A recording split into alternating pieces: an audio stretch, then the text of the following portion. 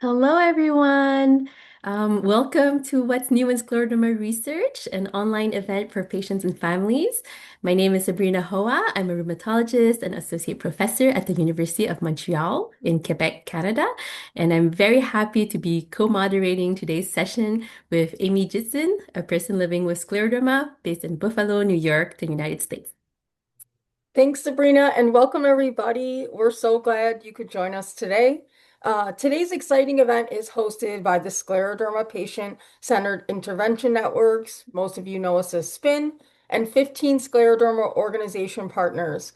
SPIN is a network of people with scleroderma, researchers, and healthcare professionals who work together to identify important challenges for people with scleroderma.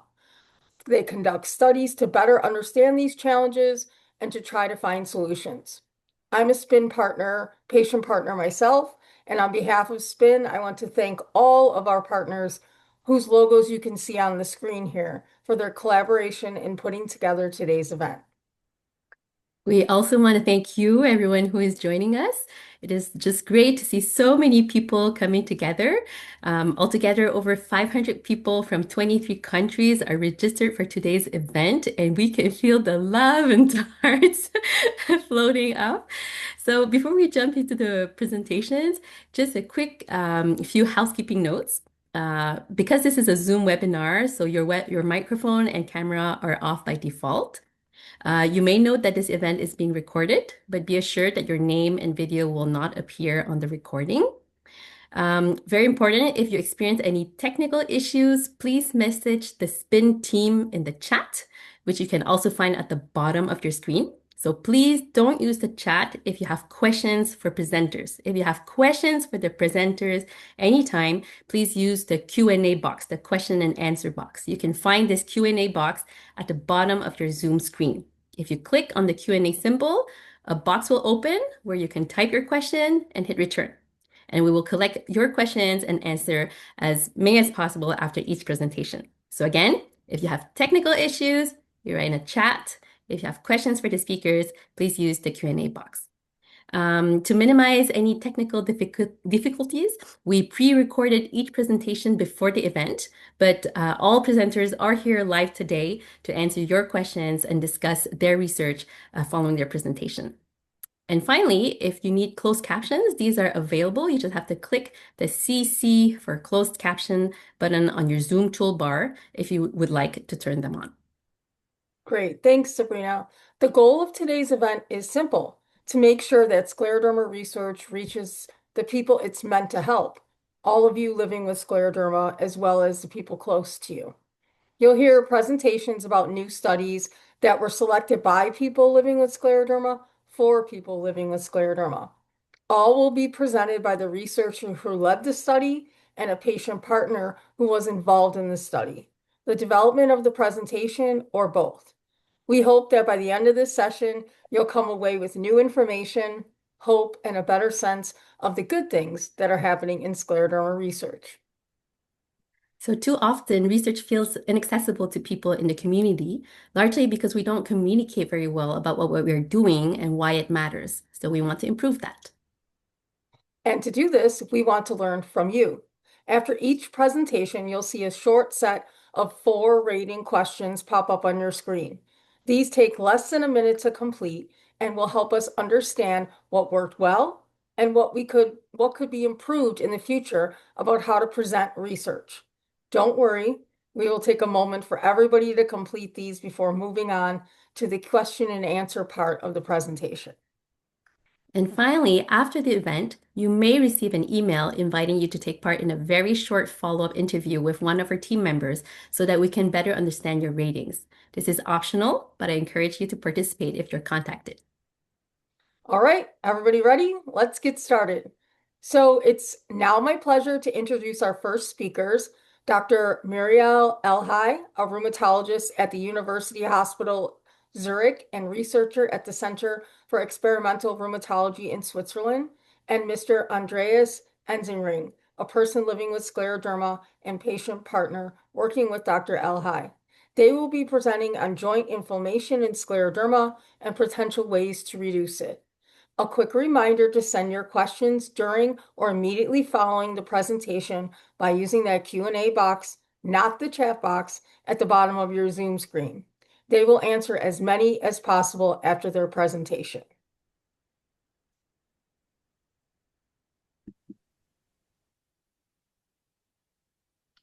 Good morning, everybody. We are delighted to be here for this event for patients and family about research in systemic sclerosis. And today we will speak about joint inflammation in systemic sclerosis. My name is Muriel Elhal. I'm a rheumatologist working at the University Hospital Zurich and a group leader in the laboratory of the Department of Rheumatology in Zurich. And Andreas? Yes, my name is Andreas Eisenring. I live in Switzerland at the Lake of Zurich, 69 years old, freelance journalist, photographer, mainly sports and nature.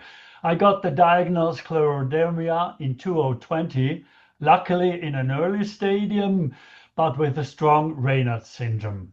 So far, I'm quite stable due to big support and care from the hospital of the University of Zurich. Since 2022, I'm active as a patient research partner, which is a good opportunity to give something back. So today we will speak about a research in which Andreas is a patient research partner, which is about inflammation of the joint in systemic sclerosis. Better understand what is happening in the joint of patients who suffer from inflammation, from joint pain and swelling. And why, Andreas, is it important to study joint inflammation in systemic sclerosis? I heard it's quite frequent, so 30 up to 50% of the patients suffer from these inflammations. Second, it's a major cause of pain, which encourages disability, and it is treated as rheumatoid arthritis, but the effect on SSC patients is not clear. So it is major to find more specific treatments for joint inflammation. And before going to the results of the research, we will explain you how to study the joint, how it looks like a normal joint and an inflamed joint, and which parameter we study when we look at joint inflammation. So Andreas, can you explain us? Yes, I try. So on the left side in blue, there is a sound joint. On the right-hand side in red, you can see an inflamed joint with a thickened synovial membrane called synovitis. This can lead to destruction of the joint. These factors can provoke pain and swelling, stiff fingers. It restricts the vitality and agility of hands or other joints. And when we look at this tissue under the microscope, we see some differences. So when we look at the synovial membrane, which is a membrane which lines the joint cavity, there are two layers in a normal joint, in a healthy joint. A lining layer, so one layer of cells, and a sublining layer with other cells, but also some vessels. And when the joint is inflamed during arthritis, for example, rheumatoid arthritis, there will be a thickening of these two parts of the joint, a thickening of the lining layer with more cells, more layers of cells. So here you have 1 to 2 layers of cells, and here you have approximately 5. And also the sublining is more dense, more cellularity into the synovial membrane. And when we look at the cells which are present in the joint, in a healthy joint, we have one layer of cells, which are the fibroblasts, which are constituents of the tissue, giving structure to the tissue. They are present in the lining layer with some immune cells, and in the sublining, there are also some immune cells and vessels. And during arthritis, during joint inflammation, there are more cells in the lining layer, more fibroblasts, and also more cells in the sublining layer, so more fibroblasts, but also more immune cells.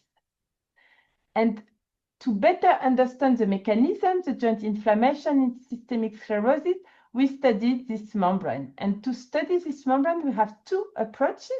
First, we look at under the microscope at the tissue, at these layers, how they look like, is there an inflammation, more cells in the tissue? And then we do a complex experiment which is called single-cell RNA sequencing, where we look at the gene expression of each of these cells within the tissue of the patient. And to do this, we do a biopsy under control of the ultrasound, a biopsy of the synovial membrane. Andreas, can you explain us how it works? Yes, the procedure was the following. After local anesthesia, the biopsy needle is inserted into the wrist, in my case, under ultrasound guidance. So it could be also another joint. In my case, it was the wrist. Then the surgeon will cut different samples of inflamed synovial membrane. The whole procedure only lasts about 10 to 15 minutes.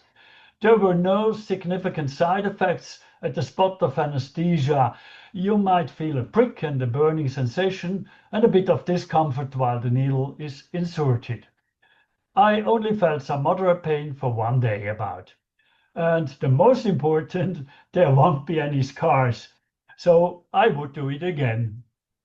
So to assess the joint in systemic sclerosis, we did this procedure. We did a synovial biopsy in patients with systemic sclerosis with joint pain, as controlled with patients with rheumatoid arthritis, because we treat them with the same therapy, and we wanted also to compare with a normal healthy joint. And this is the work of Selina Geis, who is PhD student in my group. And first, on the tissue under the microscope, we saw differences. So in systemic sclerosis, there was less inflammation, less density of the cells in the lining and in the sublining layers as compared to rheumatoid arthritis. Then we assess with single-cell RNA sequencing each of these cells, each signal of these cells, to see which genes are active in each cell within the tissue, the fibroblasts, the cells around the vessels, and the immune cells.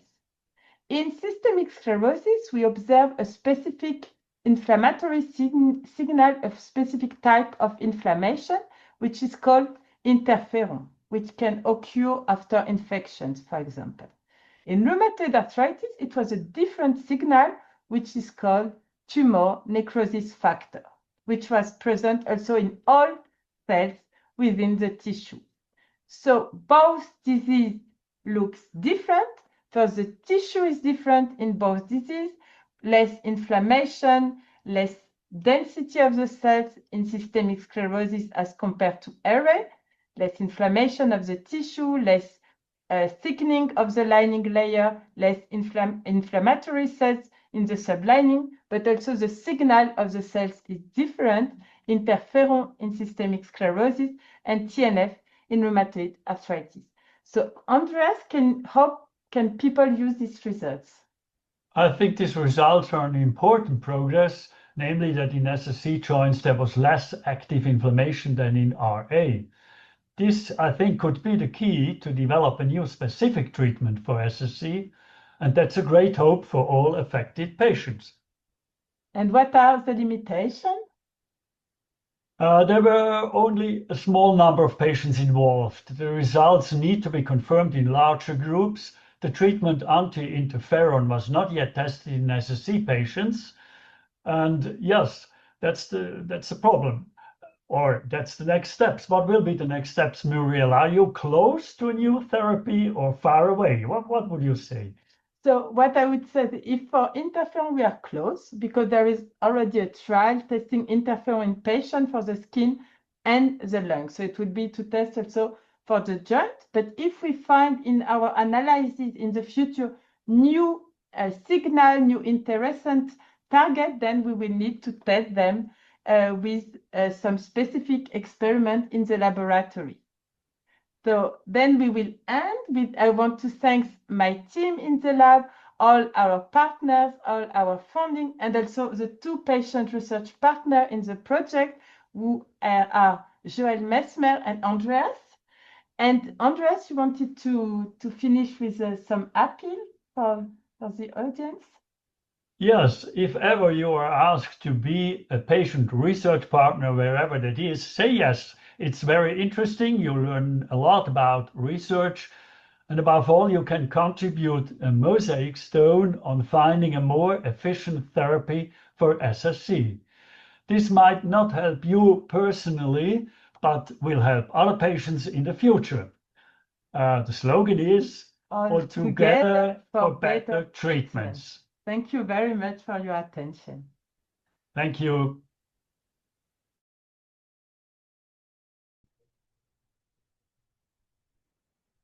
All right, thank you so much to the both of you.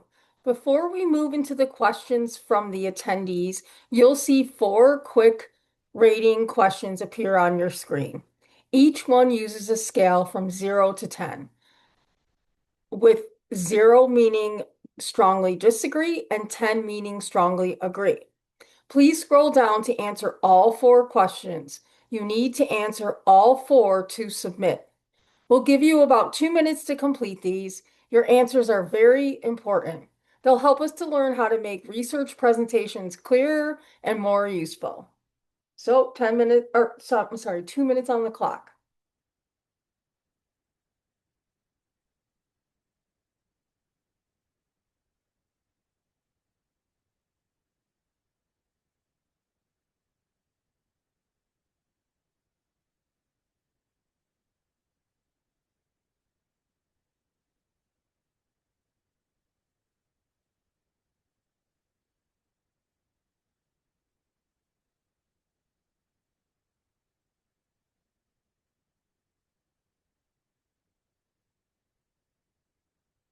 Okay, there's 1 minute left. Thank you so much for your ratings, and your feedback is super important to us.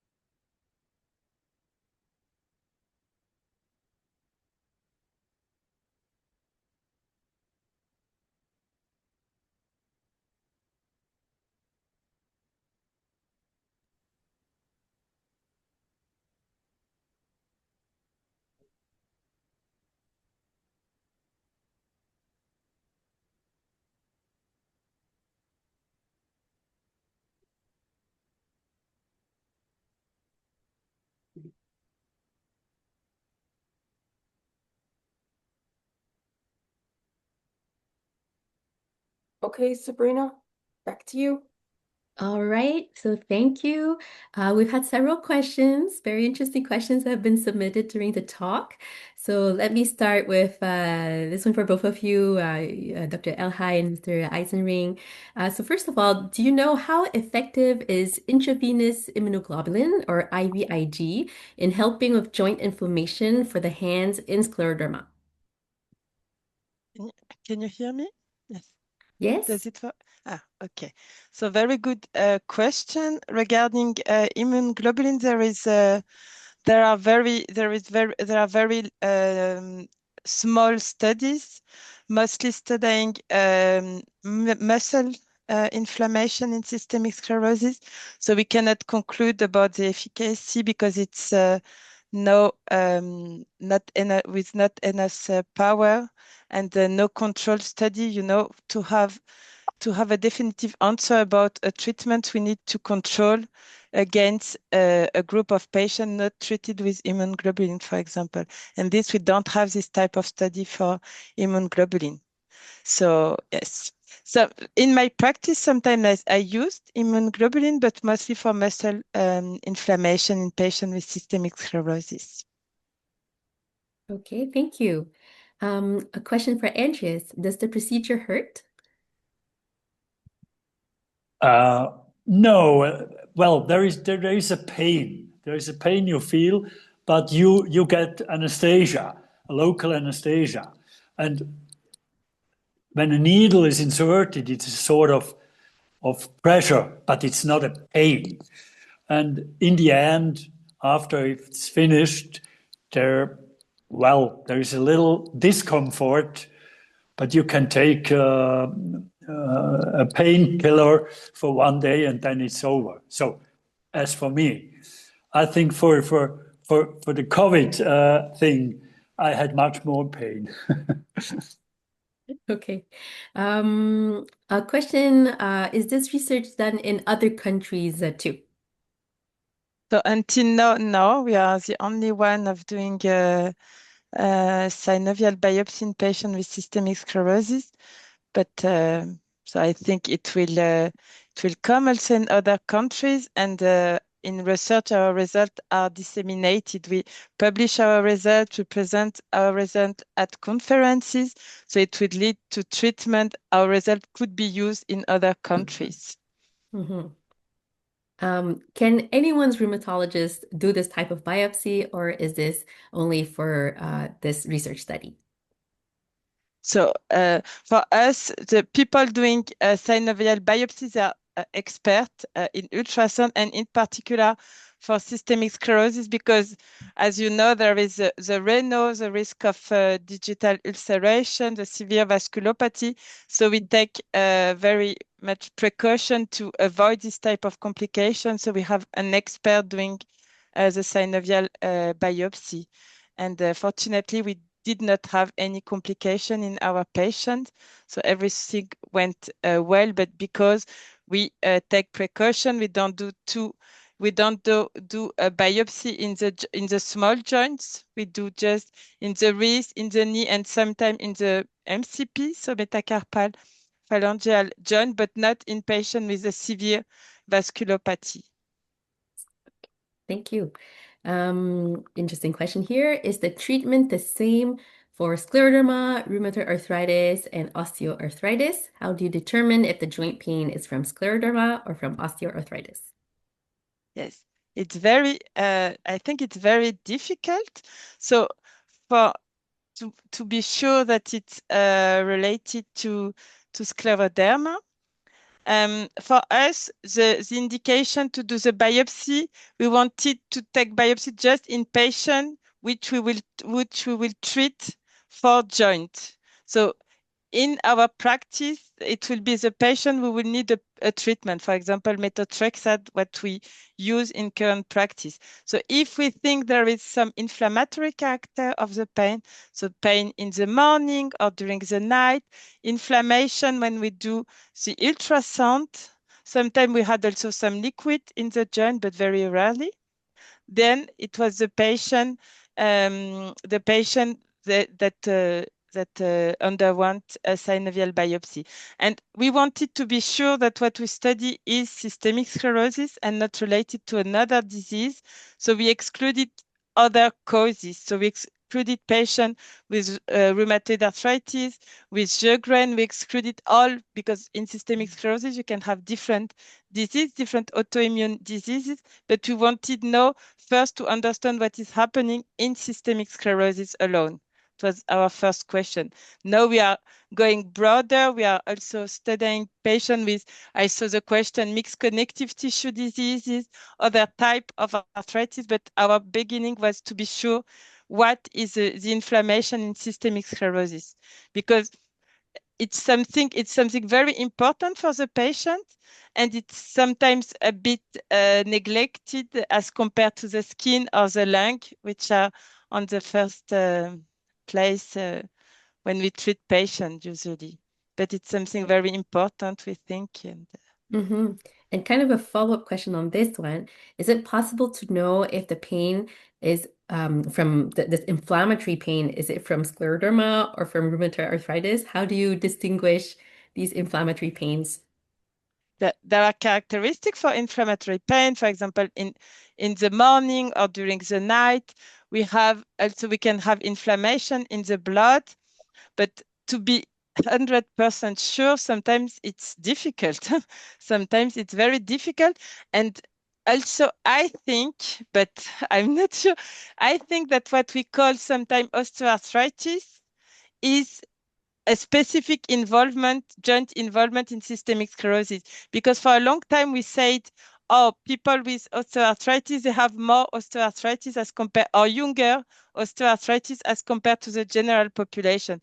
But maybe it's because it's a different type of inflammation, not the same as in rheumatoid arthritis, not the same changes in the tissue as rheumatoid arthritis. And there are studies in X-ray showing that the destruction of the joint or the formation of the joint is different from osteoarthritis in systemic sclerosis. But it's very difficult to be 100% sure.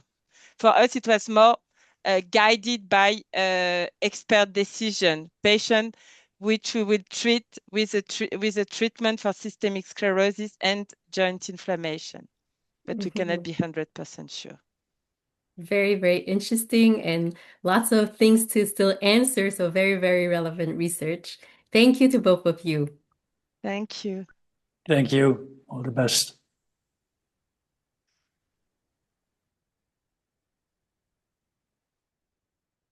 All right, it's now my pleasure to introduce our next speakers, Ms. Megan Grundman, a research assistant working under Dr. Daniela Rice, a researcher and clinical psychologist at St. Joseph's Hospital in Hamilton, Canada, and Ms. Tracy Mezchek, a person living with scleroderma, patient advocate, and SPIN patient partner. They will be presenting on how scleroderma affects intimacy and ways to support it. As before, please submit your questions in the Q&A box.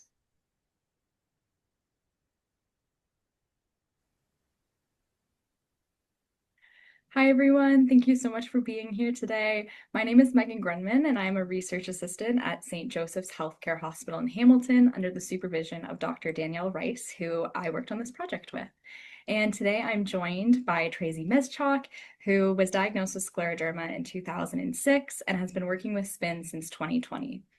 She was one of the facilitators for the SELF program and as a patient representative on several projects. And today we will be discussing a topic that is really not openly discussed, and that is intimacy and scleroderma. So here's just a brief overview of what we'll be looking at today. We're first going to see what the research was about and who was involved, as well as what the research team did in this project. And then we're also going to be looking at the results and how these results can be used. Finally, we're going to wrap up with a Q&A session where you are welcome to discuss and ask any questions around intimacy and scleroderma. To begin, we will look at what the research was about. With improvements in medical care for people living with scleroderma, helping people live longer, it is also important to address the quality of life for people living with scleroderma. Intimacy, sexual health, and relationships are a crucial part of that conversation. Intimacy is defined as emotional, physical, mental, and spiritual aspects of relationships. Physical intimacy may be sexual in nature and may involve kissing, cuddling, sensual touching, and/or sexual intercourse. But when you have scleroderma, things like intimacy can change along the way. We wanted to learn more about how people with scleroderma experience intimacy and what kind of support could help. Maintaining intimacy and sexual health with a disease like scleroderma may require adjusting expectations and becoming creative in how you view intimacy. So now we'll take a look at what the research team did. So we did two main things within this project. First, we asked people living with scleroderma to fill out a survey about their personal experiences with intimacy and sexual health. This survey was delivered to Canadians living with scleroderma through Scleroderma Canada's website, newsletter, and email list. We also read through 15 research papers and wanted to learn more about what studies have already found in this topic. We used an inclusive approach and included any study type with any outcome, and with the population of interest being those with scleroderma and the topic of interest being intimacy. So this helped us get an understanding of both real life experience and also what has been studied already. Now we will look at who was involved in the study. We heard from 82 people in Canada living with scleroderma through our patient experience survey. We also looked at 15 research papers that focused on scleroderma and intimacy. Between the survey results and the review of research papers, we got a mix of new voices and expert knowledge. And so now we'll take a look at what the results were. So as a result from our patient survey, 36% of people living with scleroderma wanted to learn more about intimacy and scleroderma. This shows us that there is still a need for resources and open conversations around intimacy, and that people may be struggling with these issues in silence. So this is really what we wanted to see and then explore more. As mentioned earlier, intimacy is physical, mental, and emotional. So any concerns that may arise can affect any and all of those areas. Apart from our survey research, our research of the articles showed us that there are various common issues related to intimacy and scleroderma.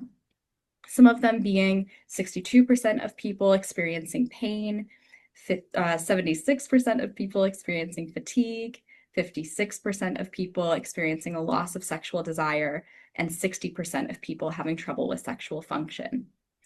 Research has also highlighted that body image may have a significant impact on both the mental and physical willingness to engage in intimacy.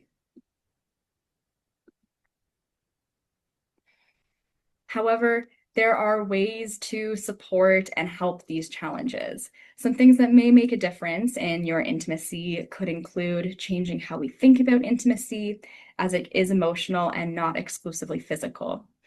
You may also consider using physical supports like a pillow to ease pain and discomfort, and also using clothing in a way that makes you comfortable and self-confident in how you look. So for example, wearing something flowing versus something that's tight, or just something that you feel good in generally. Also, discussing any concerns that you have with your health team and your partner is really crucial in having these open conversations and shifting our experiences around intimacy. Additionally, patients have shared that using physical devices such as vaginal dilators have been helpful in reducing pain over time. Just as scleroderma is a unique experience for everyone, finding what is going to be most helpful and comfortable for you during intimacy is also a journey. It's also important that this is not something that you have to figure out alone. There are trained people to help guide you through your intimacy-related concerns.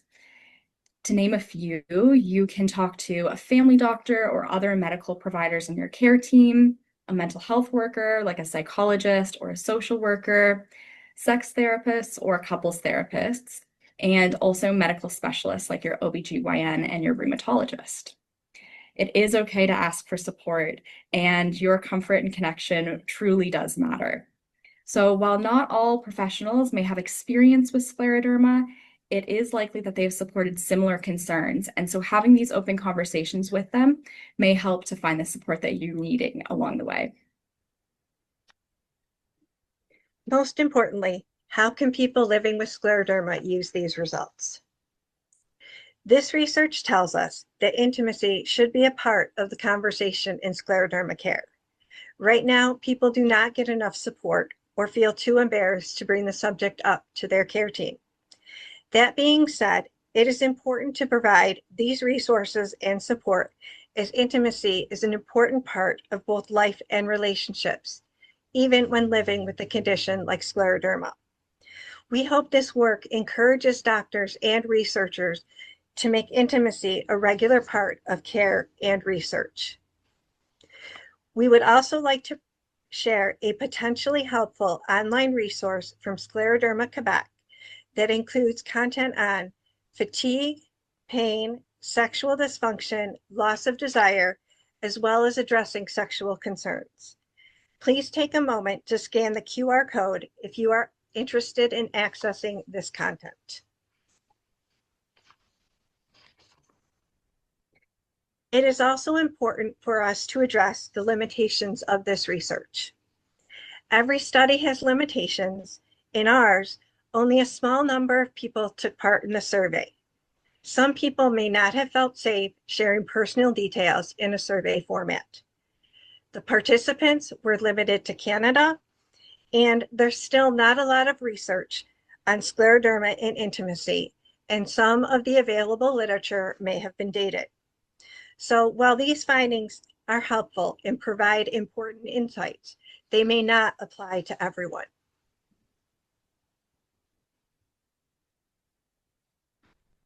Amazing. So we would first like to thank everyone for attending this presentation today, and especially to Spin for organizing this wonderful event and having us speak. So thank you again for taking the time out of your day to attend. We were really looking forward to presenting this content for you and hope that you are able to walk away with it with some support and some new insights.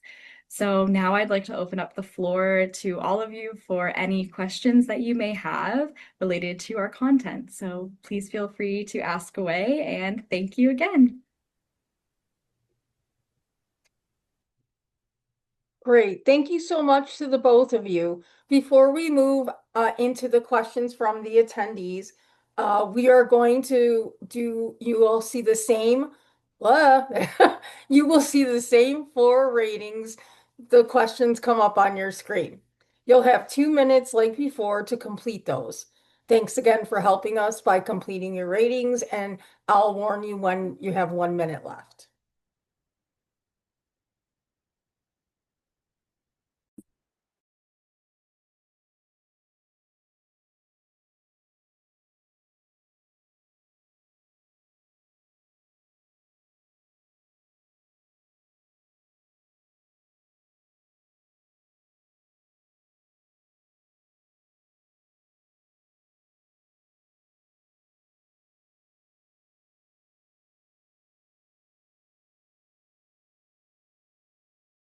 Just a little reminder, you have to scroll all the way down and make sure that you answer all of the questions in order to have that button that says submit light up. So make sure that you're scrolling all the way down, please.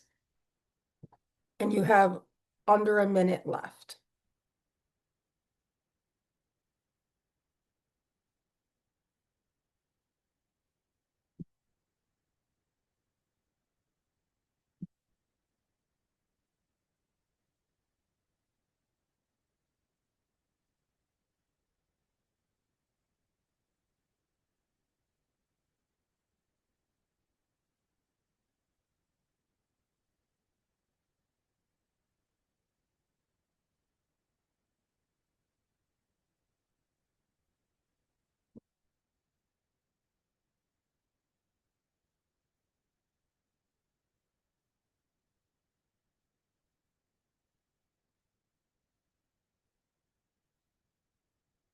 Okay, Sabrina, the floor is yours. All right, thank you. Just before we go to the questions, I just want to say a few people have asked to show the QR code again, and I think that the code is not active, but we will share by email the website, and if you can't wait till we send it, well, it's on the Sclerodermie Québec website, which is Sclerodermie, SCLERODERMIE.ca, and there's a bunch of articles, and in there, there's one on sexuality. So, to the questions. So, we've had several questions for Ms. Grunman and Ms. Mikchak. So, what was the gender breakdown in the survey? So primarily, we had women respond to our survey. The majority of our respondents came from Ontario, but also all throughout Canada. But yes, it was primarily women who we had respond. Okay. Um, and then there are some patients who are a bit more mature, and they were wondering how to tell if the changes that are related to intimacy or to libido is it related to aging or is it related to scleroderma? Can we tell? That's a really challenging one. We've had this discussion with patients before at previous conferences of it can be really difficult to tell what's scleroderma and what something else, for instance, menopause and how those changes may be similar. For example, things like vaginal dryness or discomfort can be symptoms of both experiences. And so I would suggest that that would be something to speak to your health professionals with. For example, a gynecologist would be able to help navigate these challenges. And even though it can be hard to tell if it's necessarily scleroderma or aging, menopause, likely they are able to be handled in similar ways. And so, like we mentioned in the presentation, your healthcare providers may not all be super well educated on scleroderma specifically, but it's likely that they've dealt with similar concerns and would be able to support you through those. Okay, thank you. In the study, did you find that are women with scleroderma more affected by this loss of libido or change in intimacy compared to men? So our study focused a little bit on the more broad ideas around intimacy. So we didn't go into a breakdown necessarily of if individuals were impacted by libido or by pain, but we wanted to kind of get a more general idea of if this was a concern that people were having at all before we went into the specifics. So hopefully down the line, we would be able to have a bit more in-depth look at if it's specifically libido women are struggling with in comparison to men. However, some of the literature was specifically looking at all of these different concerns people may have with intimacy through our literature review. And it did seem like primarily women had experienced this kind of decrease in libido. However, it wasn't exclusive and also experienced by men with scleroderma. Hmm. Talking about specifics, did your study or any past research look at how incontinence has an impact on intimacy? So, our study in particular didn't look at this specific area in connection to incontinence. And from what I noticed in the research, there wasn't a ton of information that looked at this specifically. However, there may be small sections of information that I can also pass along through additional online resources that have some more content on that because like we mentioned, there's a small body of research on this, and so very little information on specific ties. However, I would be happy to pass along those resources that I do have. So lots of very interesting ideas from the crowd on how to go more in depth into the topic. Another interesting view is also the grief around this loss in intimacy, the mental Mhm. health aspect of all this. Uh, could this also be addressed in the future if it hasn't been? Yeah. Absolutely. I know Tracy and I discussed a lot when we were working on this presentation that it can be really challenging to see multiple parts of your life change and intimacy as well. We had a lot of discussions on how maybe when you're diagnosed, intimacy is not the first thing you're thinking about. You have a lot of other things going on that you have to prioritize. But because of the amazing advancements in treatment that we have, we can now look at that a bit more, even though it may be challenging. So, like we've said, intimacy is mental as well. We're not only thinking about the physical side of things. And so, having those conversations with your partner, for example, and always having that open dialogue can be really important. So, one of the ways that I would suggest doing that is setting aside specific time to have those conversations, not necessarily, when you're in the bedroom, but picking time where you can both dedicate to yourselves to have a conversation about maybe how things are changing, what makes you comfortable, what maybe makes you uncomfortable, and how that's changed over the last little while. And if you are experiencing that grief around how things are changing, that would maybe be also an opportunity to connect with mental health professionals like a couples or a sex therapist, and they would be able to guide you through that process as well. So, definitely something that I would like to see more work done on the future for sure. Mhm. And some of the people in the audience are also wondering, pain medications sometimes seem to affect libido. Is there anything you can say about that? Yes, so admittedly, anything regarding medications is a bit out of my scope. However, Dr. Rice and I have discussed that if you're concerned with any changes in your libido or for example, vaginal dryness or sensitivity, that would definitely be the time to connect with your care team and discuss those conversations. I know it can be maybe at times awkward or uncomfortable to bring those up within a healthcare setting, and that is completely understandable. Like we said, there's still, some stigma and some discomfort around having conversations with intimacy. And so, if that is also a concern, if there's another professional that isn't maybe your rheumatologist or your doctor that you feel more comfortable with, consider bringing it up with them and they can maybe help bridge that gap to talk to a professional and start that conversation so you can discuss medication, so you can discuss different options. Thank you so much to both of you. This is a very, very interesting and very relevant topic for patients. So that's all for the question and answer period. And back to you, Amy. Great, thank you so much. It's now my pleasure to introduce our next set of speakers, Dr. Kim T. Kumar, the rheumatologist and PhD candidate at the University at Adelaide in South Australia, and Ms. Joanne LaPointe Mackenzie, a person living with scleroderma, the past president of the Scleroderma Manitoba, and SPIN patient partner. They will be presenting on the effectiveness of heated gloves for Raynaud's phenomenon. A quick reminder to send your questions during or immediately following their presentation to that Q&A box at the bottom.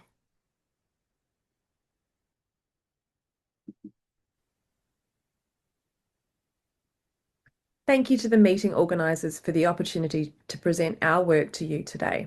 My name is Dr. Kimti Kumar and I'm a rheumatologist and a researcher based in Adelaide, South Australia.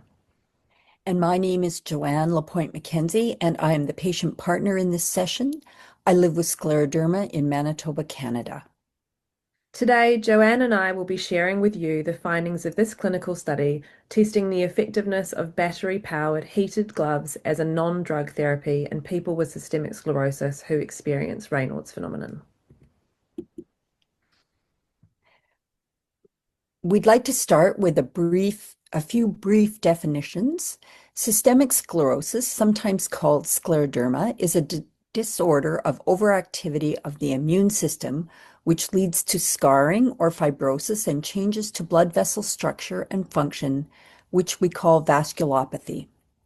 Raynaud's phenomenon is the temporary narrowing of blood vessels in the fingers or toes, often triggered by cold or stress. This can lead to a wide variety of symptoms, including color changes, numbness, tingling, pain, and reduced hand functioning during the attack. For most people with systemic sclerosis, Raynaud's is often the first and most frequent problem we experience. And finally, Raynaud's can cause significant illness and disability as poor blood flow damages the tissues. In addition to being the most common, Raynaud's has a large psychological impact in systemic sclerosis. Qualitative work with patient interviews across many countries demonstrate it's not simply a benign inconvenience. Many of you know all too well it affects daily life and can shape major decisions, such as career choices or where to live. We do have several medicines to help manage Raynaud's, many of which are also used for high blood pressure. We won't go into detail today about these, but like any treatments, they have side effects and can sometimes be hard to access due to cost or availability. And so while medicines and new treatments can be valuable, we should never overlook the foundational strategies, the simple, practical steps we can take for our patients that reduce symptom severity. One of the most important is identifying and reducing exposure to the triggers that set off an attack. For many people, that might be cold weather or sudden changes in temperature. For others, there can be modifiable factors like smoking at play. Following on from this, because cold is the most common trigger, maintaining core warmth is important, and applying heat to the affected extremities, hands, and feet can play a vital role. While we intuitively know these strategies are helpful, the truth is we don't have a lot of strong clinical trial evidence to prove exactly how effective they are. So I would like to share with you that the original idea for our study came from a patient in our local scleroderma cohort in South Australia. She championed these gloves as a potential therapeutic option that could greatly improve the day-to-day life of other similarly affected patients as they had for her in managing her own young family. Pictured here are the intervention gloves that were used in this study. These heated gloves are powered by rechargeable batteries in the glove cuff and contain carbon fiber heating elements which run around the perimeter of the hand. These heated gloves are in fact glove liners and are quite thin, so they can be worn alone or inside an outer glove. So the research question we wanted to answer was this: are battery heated gloves an effective non-drug intervention for Raynaud's phenomenon in systemic sclerosis? And to answer this, we conducted a randomized controlled trial. Important to a study is the eligibility criteria. This helps us to make sure we are testing a treatment in the right group of people so that the results are meaningful. It also protects participants by ensuring a study is safe for them. For this study, we included people with systemic sclerosis who had more severe Raynaud's symptoms, so any effects of the heated gloves would be more noticeable. Any patients on medications for Raynaud's stayed on their same doses for at least 4 weeks to make sure changes were from the gloves and not other treatments. On the flip side, we didn't include people who were using or had had medications with a strong impact on blood flow, including iloprost in the last 3 months, nor anyone whose hand condition might have made glove use uncomfortable or unsafe. This slide outlines the outcome measures, because when we do a trial, it is good scientific practice to decide in advance what we're measuring to know if the treatment works. The primary outcome measure is the main result we will use to answer our key research question. In our study, it was the Raynaud's condition score, which is a patient measure of daily impact of their Raynaud's on a scale of 0 to 10. There is existing research that tells us that a change of about 1.4 is considered meaningful in real life. The secondary outcome measures are the additional results we look at to give us a fuller picture of the effectiveness of heated gloves. In our study, these were frequency of Raynaud's attacks, the duration of attacks, and changes in scores that measure hand function and quality of life. This slide outlines the study's design. A crossover trial was conducted, which means each participant tested both options, the heated gloves and their usual Raynaud's management, for 4 weeks, each in the first and second halves of the study. This way, participants each act as their own comparison, which makes it easier to see if changes are due to the gloves rather than differences between people. This trial was run in the winter when Raynaud's symptoms are usually at their worst. Every participant was provided with a study diary with sections to complete each day, their Raynaud's condition score, details of their attacks, and how long they wore the gloves. There were 2 participants who did not complete the study, but the rest completed both parts. This slide gives an overview of how those 26 participants who completed the study actually used and found the heated gloves. On average, participants wore the gloves for about 3.5 to 4 hours a day. The average temperatures only slightly differed between the 2 groups. A number of participants raised the issue of poor battery life, so this factor may have impacted the duration of glove use. This slide shows our main result and the crux of our ability to conclude that heated gloves are an effective treatment for Raynaud's in systemic sclerosis. As a recap, we measured the Raynaud's condition score, where a lower score means less severe Raynaud's, and our results did show that scores were lower when wearing heated gloves compared to routine practice. This figure demonstrates this main result. Each box shows the middle 50% of scores for each treatment. Heated gloves are in the red and routine practice in the blue. The line inside marking the average score of the group. The vertical lines show the range of most of the participants' scores. You can see that the heated glove scores are shifted downward compared to the routine practice, which means fewer symptoms. On average, this difference was about 1.5 points lower after adjusting for the order in which treatments were given.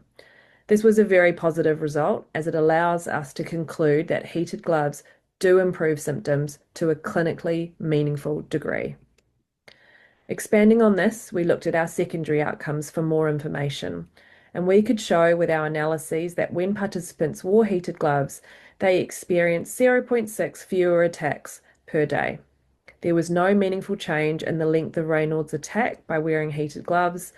Hand function and quality of life scores did not change with the use of heated gloves, though this was perhaps an expected result to see in just an 8-week trial.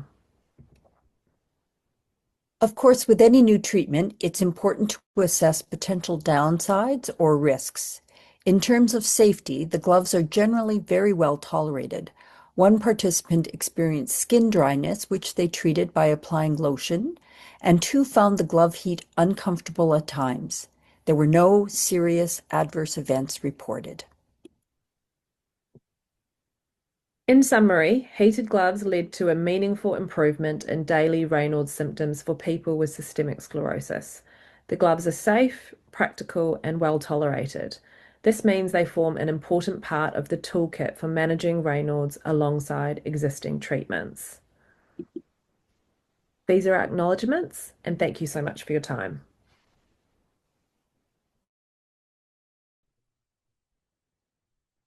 Great. Thank you guys both so much. Attendees, if you could please complete our 4 rating questions like before, and you'll have 2 minutes and then we will move on. Make sure that you scroll all the way to the bottom and complete all 4 questions in order to submit.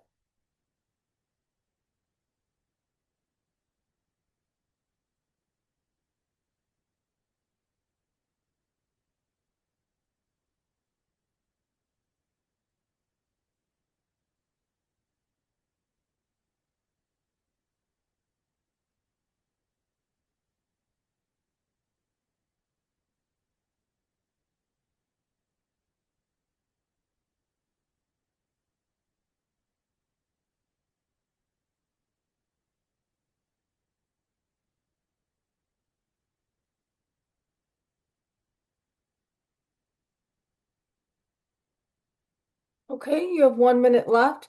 Thank you again so much for your ratings, and your feedback is so important to helping us improve how to communicate research in the future.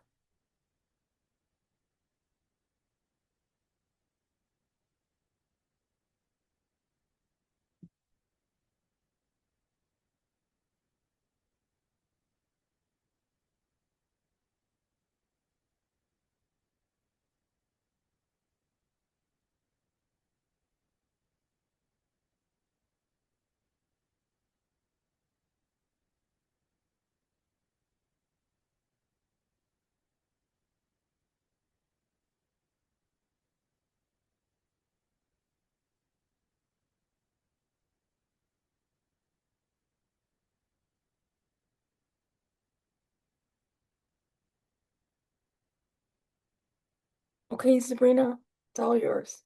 Okay, so we're up to the Q&A section, and thank you both for this amazing presentation. Lots of interest. So, first of all, Joanne, you had mentioned that the participants wore the glove on average 3.5 to 4 hours.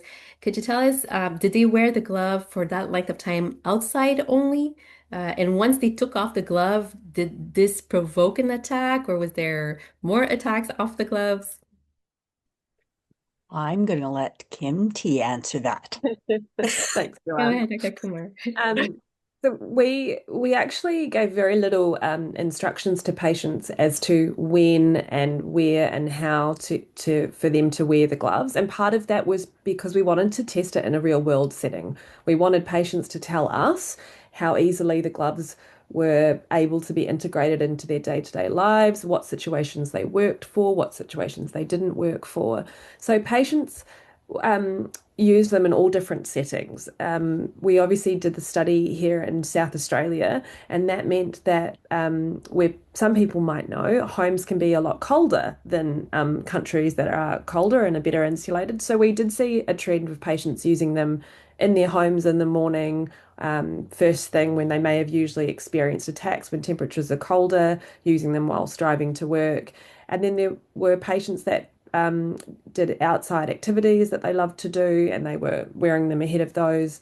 So, if you like, they're a targeted tool that you can integrate when and where you need them, and that's part of the benefit of them, that patients can control when and how they use them.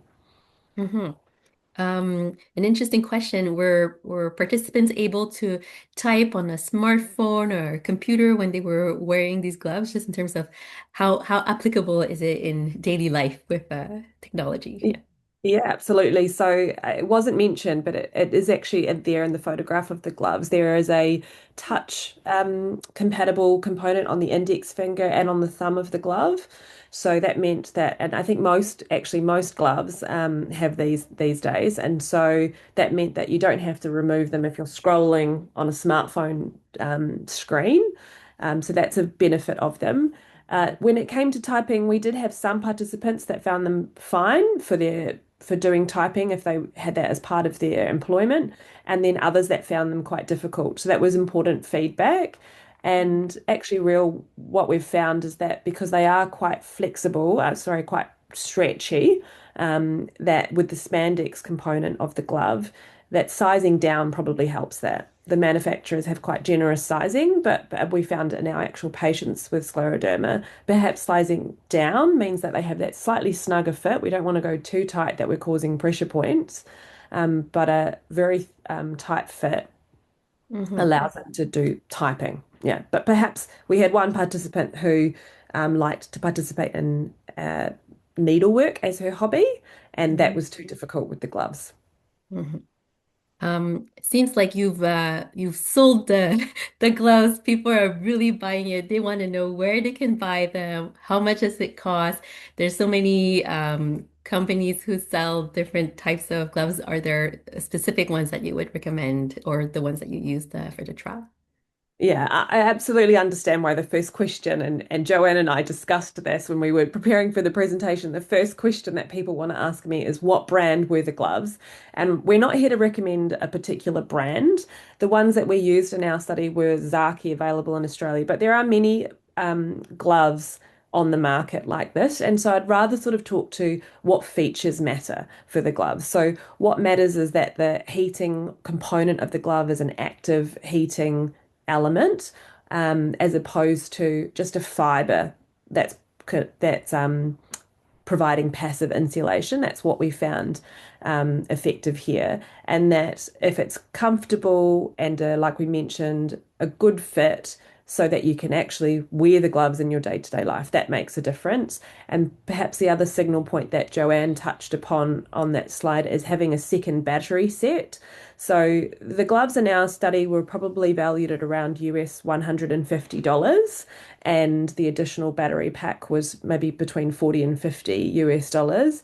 And we certainly found that without that second battery pack, they become less practical because you're just charging them and then you're without the use of the gloves. So purchasing them, I mean, they are quite expensive, aren't they? That can be cost prohibitive for some patients, but there hasn't been studies to show maybe how this saves you money in other ways, in terms of time off work and, time doing the activities that you love. So those are probably the features I would look for. And we have, just out of interest, run searches and now have patients coming in with different types of gloves that have these similar features and are telling us they are effective. So it's not all in the brand itself. Hmm. Mhm. Um, are the gloves heated on both sides of the hands? So the heating element actually runs in the perimeter of the hand, meaning if you put your hand on a piece of paper and you traced around it, that's exactly where the heating elements run. So there are situations where the gloves may be less suitable. You can imagine if somebody has severe contractures, or that might mean that the heating elements aren't going to access, the extremities. And so we did have, you saw on the slide, those patients weren't included in the study for that reason. Hmm.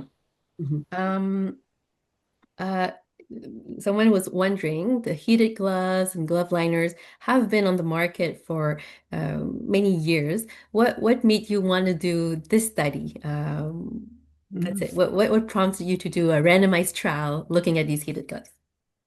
Well, as we mentioned on that slide, what we tend to find, and we take a lot of things for granted, first principles. We assume these things, but there's never actually been a study to tell us Mhm. that definitely wearing gloves. Now, there's not been a study ever testing just standard gloves that are non-heated, but patients, of course, will tell you that if you're going to keep your hands warm, then that's going to reduce the severity of their Raynaud's. So they know that. And this was really inspired by a patient who told us in her own words that this product had been life-changing for her. And this is an exciting study because it took that patient suggestion and then we tested it, and that actually allows us. There is a lot of when we recommend things to patients, there has to be an evidence base. And certainly when you think about the cost of these gloves, I'm not going to be recommending to my patients to go out and spend 200 US dollars if I can't say that that glove will definitely make a difference. And that's why this is exciting that we can say that for patients. Very, very, yes, randomized trials are really the best level of evidence. So very good. I guess a participant was saying that some persons have fingers that have if they have some auto-interpretation, or that the length of the fingers don't fit well with the gloves. Was this something that Amy's showing her fingers? Any experience on that end for the patients whom the fingers don't go all the way to the end of the gloves?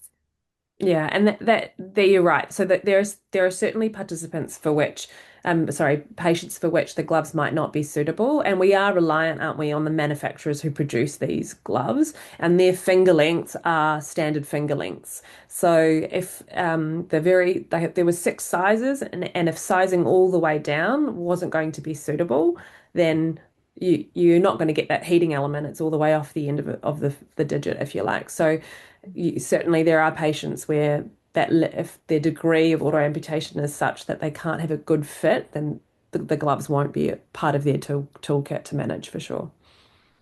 Well, thank you both so much. This is very, very interesting, and it's put the heated gloves back on the right radar for patients. So thank you so much. My Back to you, pleasure. Amy. Thank you so much.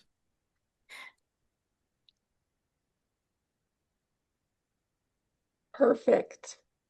Thank you, guys. It's now my pleasure to introduce our final speakers, Dr. Eladine Maru, a postdoctoral researcher at Laval University in Quebec City, and Ms. Genevieve Guillot, a person living with scleroderma and active with Scleroderma Quebec, and a SPIN steering committee member. They will be presenting on what triggers skin fibrosis in scleroderma.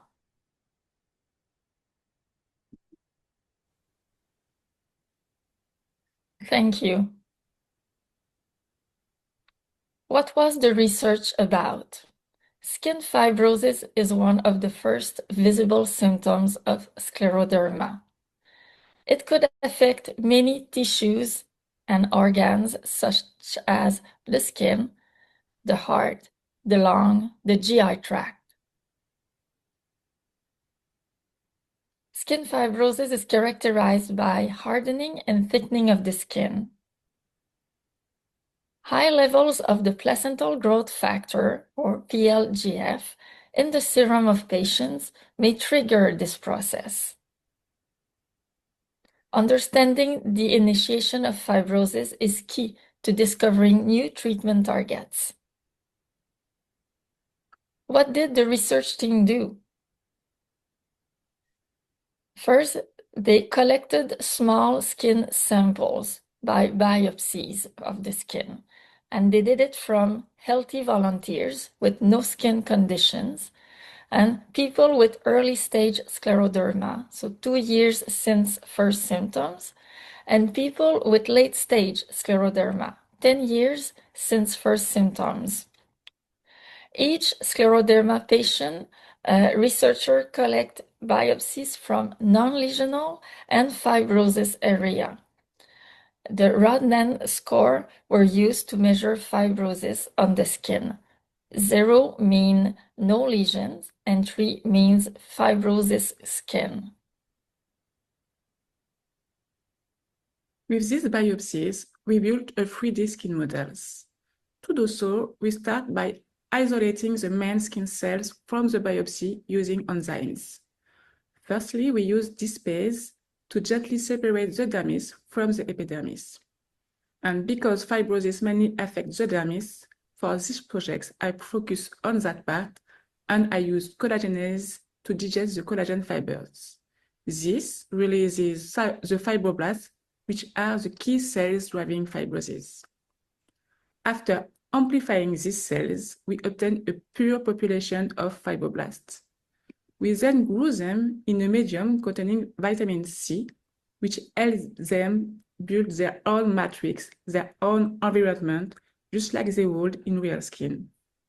And after about 28 days, we ended with a fully 3D reconstructed dermis, like the one you can see here on the picture. Once we have this 3D reconstructed dermis, we analyze them in several ways. First, we measure how much collagen the cell produces by collecting the culture medium and quantifying it. We also look under the microscope after a special blue staining called Masson trichrome that you can see here in blue. It lets us see how dense the collagen fiber is. If you look at the picture on the right, you'll notice that the blue collagen fibers are more packed. That's what happened in severe fibrosis. On the left, where there are no fibrosis, the fibers are much looser. We also test the tissue strength using a small mechanical probe that gently presses on the dermis until it breaks. And the force needed tells us how stiff the tissue is. Finally, we measure the dermis thickness using a laser-based method, a bit like those used in construction to check if a wall is straight, for example. Except in our case, it tells us exactly how thick the skin is. What were the results? So we found that the placental growth factor levels were increased in the skin of scleroderma patients. Fibroblasts derived from non-fibrotic areas of patient skin already showed early signs of fibrosis, such as increased collagen production, dermal stiffness, and thickness. Finally, when we added the placental growth factor to healthy dermis models, we saw an increase in collagen production, but not change in its degradation. Normally, the skin maintains a balance between collagen production and breakdown. So what this means is that PLGF tips the balance toward fibrosis. And as a result, these dermal models become thicker and stiffer, like those reconstructed from patient fibroblasts. Pro and cons. On the left side, we have the pro. So a 3D lab-grown skin behaves like real skin. It allows the researcher to compare healthy versus scleroderma skin cells. They can study how fibrosis develops step by step, and they can test potential treatment safely without first testing on patients. The cons on the right side, the skin model used is incomplete. It lacks of blood vessel cells and immune cells, which are involved in inflammation. And the skin model cannot fully capture the complexity of the whole body because there's no interactions with organ like lungs or heart, and no circulation of blood or fluids. And also, recruiting enough scleroderma patient is challenging. So overall, this research helped us to better understand how fibrosis develop in scleroderma and identify new therapeutic targets. And for patients, results bring hope for earlier intervention, and better protection of skin and organs. Thank you very much. And thanks the SPIN team for organizing this event. And Geneviève, it was a real pleasure to co-present with you. And thank you all for listening, and we will be happy to take any questions.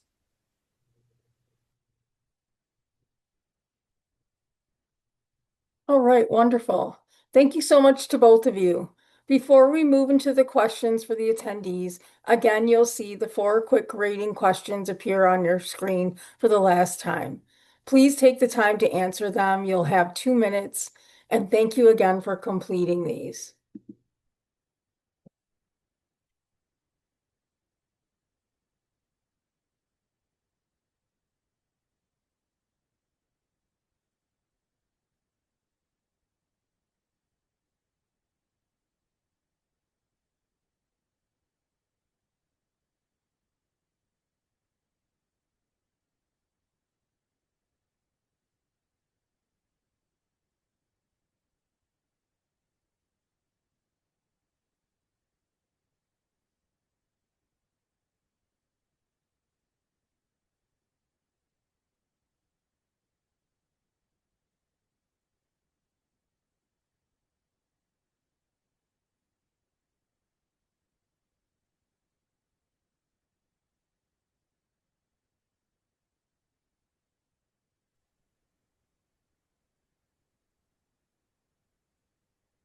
Okay, there's a minute left, guys.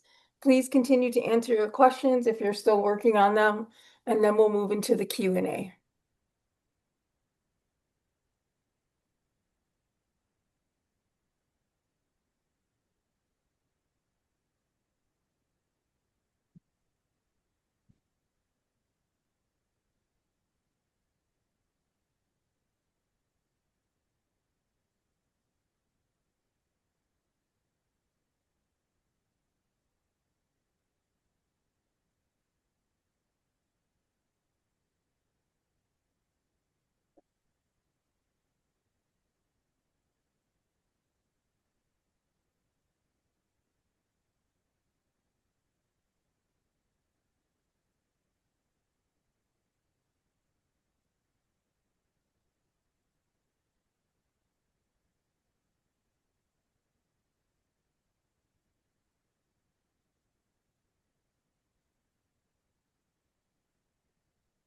Okay, Sabrina, the floor is all yours. Okay, so thank you to both of you. We're gonna go to the questions for Dr. Maru and Geneviève. So, what are the next steps of this research? With what you found, what do you think would be your next research? To begin, here we just focus on the dermis. No? So the next step will be to build the whole skin models with the epidermis and the dermis, and maybe add immune cells and blood vessels, etc., to have more complete models and test whether PLGF is relevant in the complete model. Then we also want to test on an animal models, mice who produce scleroderma symptoms. So this is the next step, and maybe test treatment with PLGF. There are actually a clinical trial with antibodies used antibodies against PLGF, but it's for the eyes, and maybe we will test this treatment in the mice to see what happens. So it's the next step. Okay, exciting work coming up. What triggers the skin fibrosis? This is a very complex question because there are a lot of things that can trigger skin fibrosis. We know, for example, that the cytokine named TGF beta for transforming growth factor is the main leader of is the main driver of skin fibrosis because it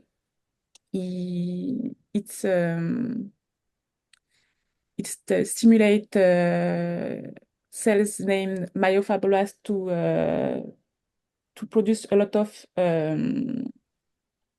extracellular matrix, principally collagen. So there are a lot of collagen production, and there are too many breakdown of the collagen, and this is why it's the beginning of the skin fibrosis. But what exactly causes skin fibrosis in scleroderma is what we wanted to know, and that's why we study several targets, including PLGF.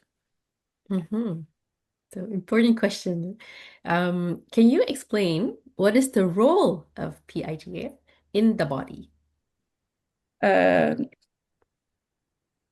the origin, PIGF was discovered in the placental. It's why it's called placental growth factor. And, the role of PIGF is more non-geogenic role. It's to stimulate the growth of vessels. But PIGF is often associated with fibrosis condition. That's why we began to dig in the role of PLGF specifically because we can saw PLGF in cancers where there's fibrosis. We can saw PLGF in other fibrotic tissue, not us, but several other research teams saw PLGF was involved in fibrotic conditions. That's why we were interested by PLGF. But the role of PLGF, the initial role of PLGF is to stimulate vessels, blood vessels, excuse me. Okay, interesting. One of the cons that were listed was that it was hard to recruit enough volunteers with scleroderma. So why do you think that is? And both of you could respond to that. I don't know if Geneviève want to answer. I think first is there's not a lot of scleroderma patients, and especially I think but not I think I know you are in Quebec City, and if you are not in touch with rheumatologists or people who are treating scleroderma patients, that may increase the challenge, and it's not all patients who want to be part of studies. So I think that might be some of the reason why it was a challenge. But maybe Elodie, you have another response, other answers. No, it's exactly this. It's because it's a very rare condition. Even if we have some patients in Quebec City, but we have to have a patient under 2 years or after 10 years of the disease. So it's add of the complexity in the complexity. And even if we have some collaborators in Quebec City and in Montreal, it's difficult for some patients because we have to take a biopsies, even if it's the size of a pencil eraser. You have to do these biopsies, and when you are not in the mood, it's difficult for patient, I think. Yeah.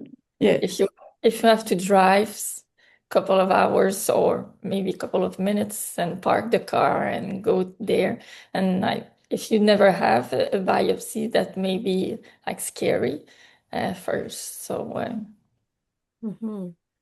And just to follow up on your response, just last minute of question, but which specific body area do you conduct the biopsies? Generally, it's in the arm, the forearm and the arm. Okay. Um, uh, and is there any risk of having scars from the procedures, or is it a relatively safe type of procedure for biopsy? Yes, maybe it's Desiree, you want to answer, or because you already have skin biopsies, maybe you want to share? I don't know. Yeah, I had one skin biopsy. I don't know if you can see. So it's a little scar. So you have to be agreed to have that. And but at first I didn't know what it will look like, and what scared me a little. What my skin is already like damaged, so is the skin. The biopsy will heal properly. So it took a little bit longer, but I cannot compare because I have I don't have healthy skin, so I don't know on a healthy skin how much time it takes to heal properly. So, but it was not painful. It was not it was okay, but it was taken when I had an appointment with a doctor, so I didn't have to go for another appointment to get the biopsy, so that facilitate the process. Okay, thank you so much for your responses and for your participation, and we'll close the question and answer session. Back Thank to you, you. Amy. Thank you.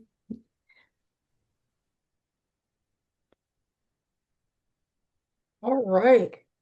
So on behalf of the SPIN team, thank you all for all of the speakers and sponsors, and to everyone who attended today, and for all you do. We hope you found the event enjoyable and really informative. Sabrina. Before we close, we'd like to introduce SPIN's next initiative, the Patient's Pick Research Updates. So SPIN is going to develop very short news bulletins with clear, easy to understand summaries of recent scleroderma research selected by SPIN patient partners like Amy. They will be delivered right to your inbox. In addition to highlighting important research in plain language, each update will include several rating questions similar to today's about how clear the communication was. Again, helping us learn from you and improve how we communicate research with the scleroderma community. Everyone registered for today's event will automatically receive our first research update on December 1st, so keep an eye out for it in your inbox. And thank you again for joining us today. We hope you'll be a part of our future events and enjoy receiving the patient's pick. Bye, guys. Bye.